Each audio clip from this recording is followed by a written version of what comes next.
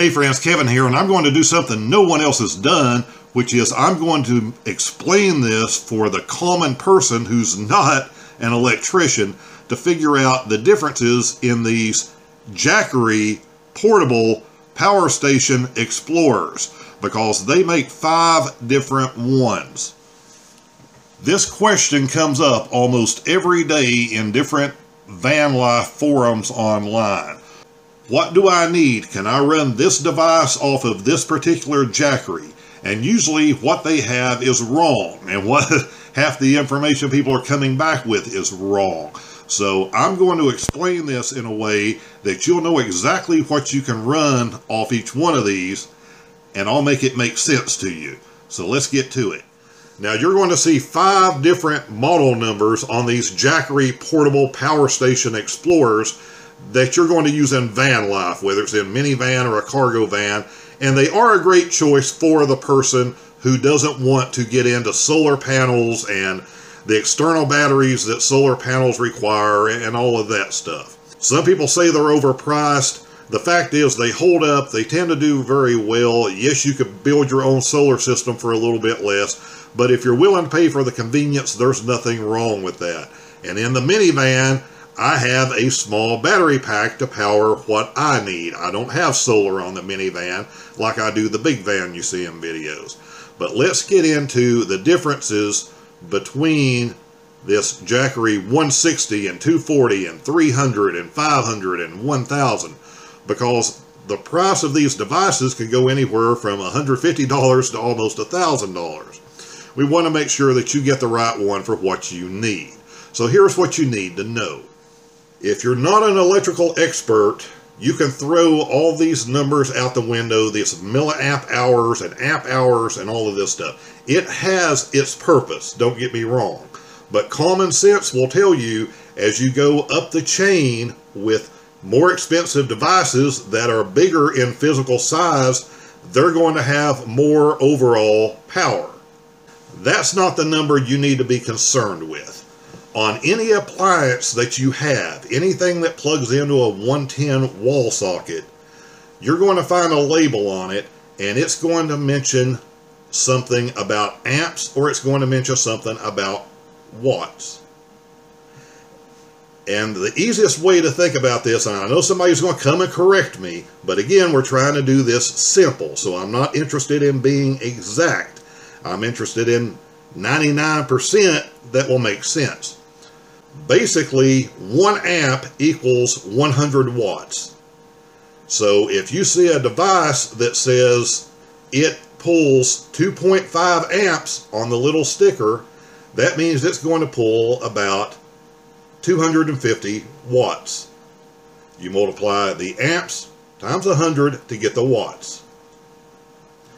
It's that simple, and this is the information you need to know for what you want to run. Now, here's what you're going to find out. You're going to have small appliances, let's say laptop computers, that have a plug-in like you would plug into the wall at home. Those are going to be between about 75 and 150 watts. You will usually find that marked on the charger somewhere, or it will be amps. It will say 1.5 amps, which is 150 watts. As you move up the food chain to other things like these refrigerators that everyone wants to use in their van build doing van life, those are made specifically to draw low power. They pull a very low amperage, and they're not on all the time, so they can be used with these. Another thing that comes up are CPAP machines.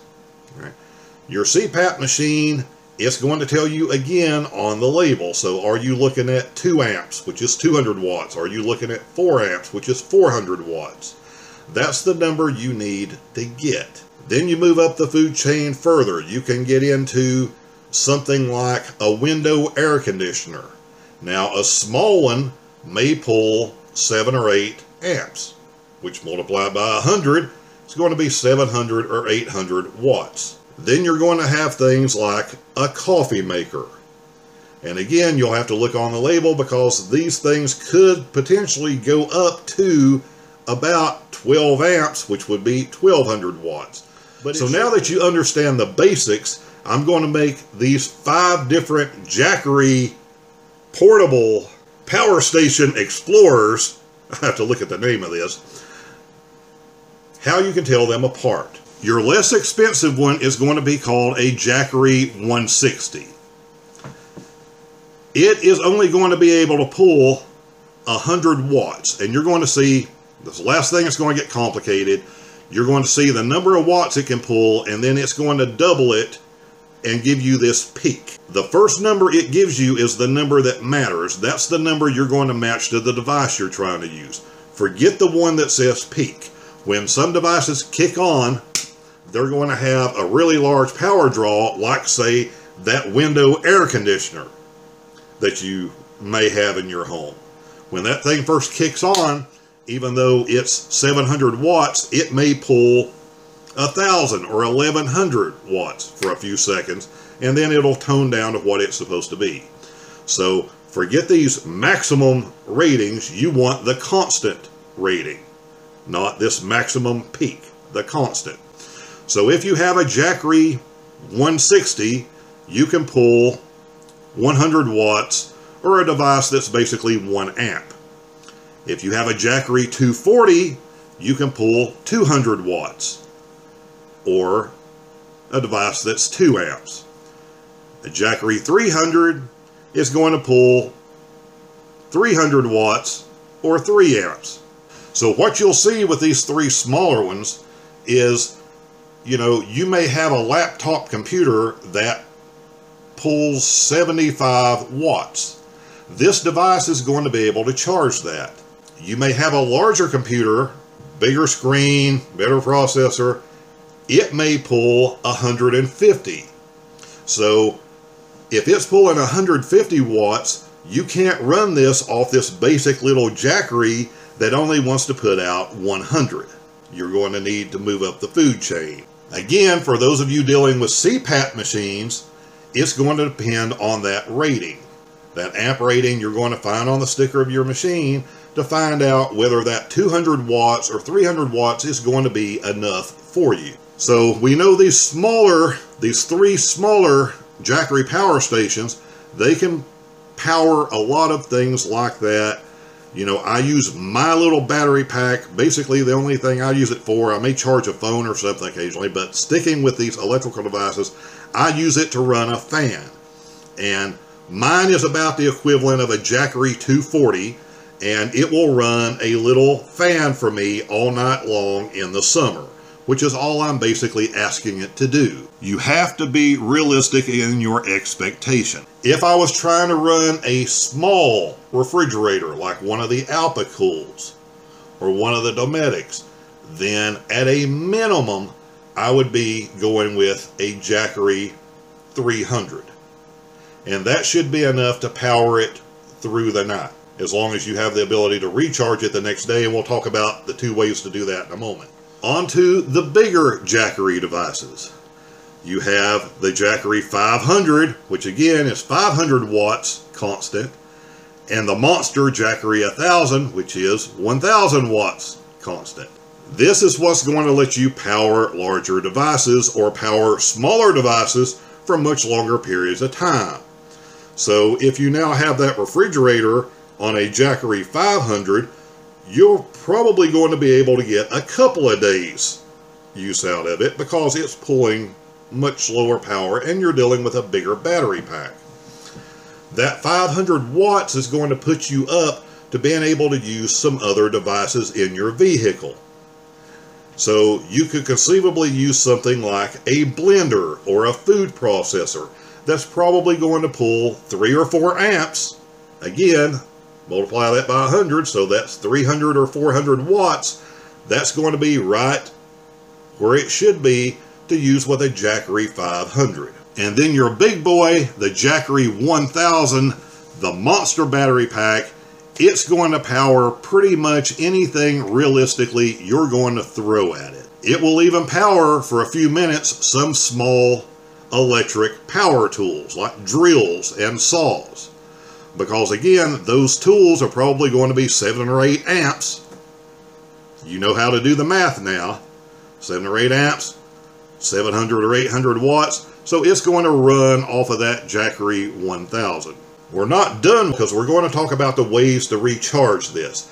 But let me know if I've explained this well enough for you to understand the difference in those 5 different devices that are for sale. And of course, they'll all be linked down below in the description, so you can bounce over to Amazon and see what the current pricing is. If there's something about this I didn't explain well enough, put that down in the comments section too. Let me know I need to do a little bit better job with this. But again, one more time, quick to go over it. 1 amp equals roughly 100 watts. So you're just doing basic math. 4 amps, 400 watts.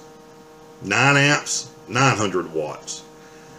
And that device that you plan on using is what you're going to match to the Jackery battery pack that you need to buy.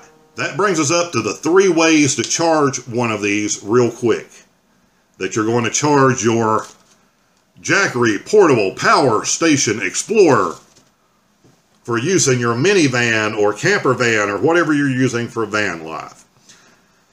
First of all, you have a 110 plug-in. You can plug it in to your wall outlet at home and charge it before you leave. That works. Not going to do you a lot of good on the road for most people, because generally you're going to be out and you're not going to have full hookups. At the time that you do have full hookups, then you can use that cable and you can use that to charge your battery pack fully. Second way to do it is this battery pack is going to charge on 12 volt, which basically is your cigarette lighter. A lot of minivans will have some type of 12 volt port in the back, somewhere back in the back cargo area. That makes it convenient to just plug that battery pack in there. So when I take off during the day, driving somewhere, I'm out exploring, I'm going into town, whatever it is, then I'm going to have that plugged in, so when my vehicle is running, it's going to be charging my battery pack. And if I go into a store for 30 minutes to go grocery shopping, or I go to a Walmart for an hour to pick up supplies or whatever, leaving that plugged in is not going to drain my car battery. It's going to be fine.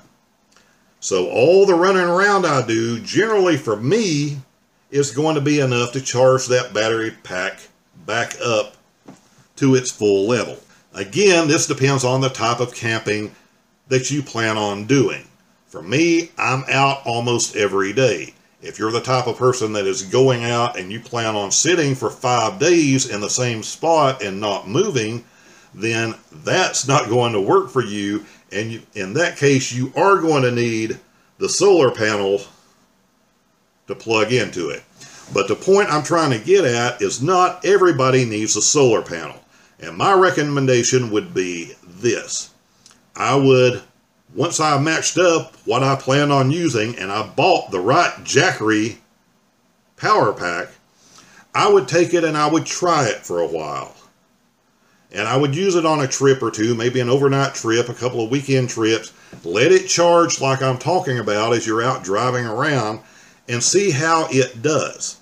And if that restores enough power, again, you don't need the expensive solar panel to hook to it and to deal with that external solar panel that you hook up and sit outside in the sun and move around throughout the day. You may be able to get by without it. But don't worry about that for now, whether you need the solar panel part of it or not, until you get the battery pack and you try it out on the devices that you need it to run overnight and see how it does. Let me know what else you would like to see videos of that will help you out on your own adventures doing van life in your cargo van, camper van, minivan, whatever you're using. And we'll talk soon.